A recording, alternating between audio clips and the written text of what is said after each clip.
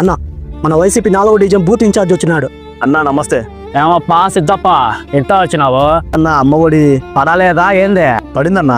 నాకు 2 బిడ్డలంటే ఒక్కరికే పడిందన్నా. భారతమ్మ ఎంతమంది పిల్లలుంటే అందరికీ వేస్తామని చెప్పింది కదన్నా.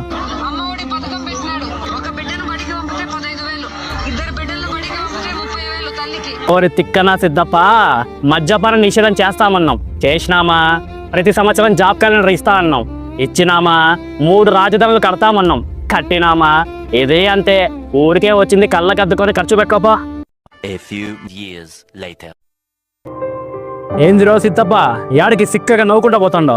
నా 2 బిడ్డలకి తల్లికి వందనం వేసిందన్న కూటమి ప్రభుత్వం. ఇప్పుడే లెక్క డ్రా చేసుకుని వస్తాండా. పెద్ద గొప్పేలే. సరే గాని మనం వైసీపీ నీ 2 బిడ్డలకి తల్లికి వందనం పర్లేదని సోషల్ మీడియాలో వచ్చలేపు. జగనన్న నా ఒక్క బిడ్డకే వేసినాడు అమ్మఒడి, కానీ చంద్రన్న నా 2 బిడ్డలకి వేసినాడు తల్లికి వందనం. సొంత పార్టీ వారిని కూడా అర్ధాకలతో పెట్టినాడు గొప్ప, ప్రత్యర్థి కూడా పూర్తిగా కడుపు నింపునాడు గొప్ప. క్షమించన్నా, అన్నం తిన్న కంచంలో విషం కక్కలేను.